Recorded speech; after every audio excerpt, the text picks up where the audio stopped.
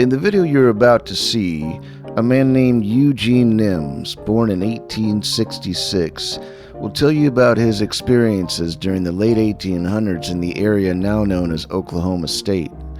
Back in those days, Oklahoma looked a lot different.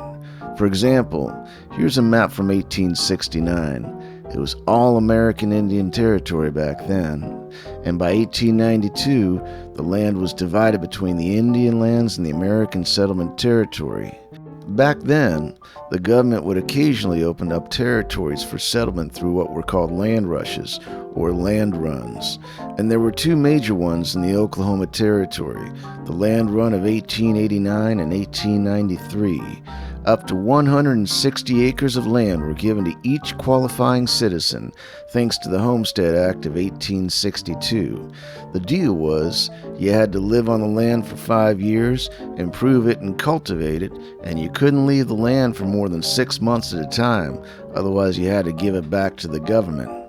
Eugene Nims was in Oklahoma during the land run of 1893, and he rode in on horseback like many others did. But Mr. Nims wasn't there just to claim his 160 acres of land. He was a businessman. He sold lumber to the people for building their houses, opened up several banks, and even established telephone service in the region. So here he is, Mr. Eugene Nims, describing his experiences during that time in American history. Those opening days of Oklahoma were exciting and very interesting. It is too bad that we did not have the moving picture at that time to make a record of that wonderful scene. Never had been enacted before and never will be again. We were all pioneers in the pioneer territory. And when we finally organized the telephone company, we called it the Pioneer Telephone Company. In those days, we did not even know where the towns were to be located, or if they were located, whether they would stay there. Oklahoma territory was different than any other territory that had ever been opened. Other states had been opened by people going in gradually and settling the country and towns that afterwards grew into cities. But Oklahoma opened almost overnight.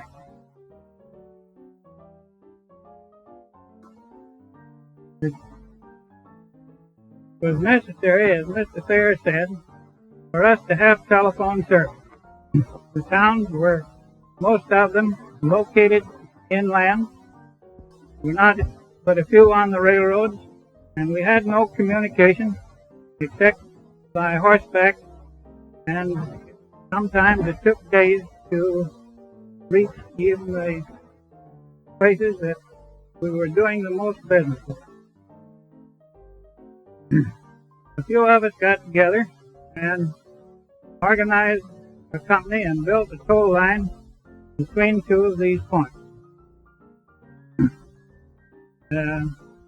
At that time, we did not have very much money and little experience, and the service that we gave was sometimes rather crude, but on the whole, very good. I realize now, more than I did then, that our object and intention was to give service more than it was to get a financial return.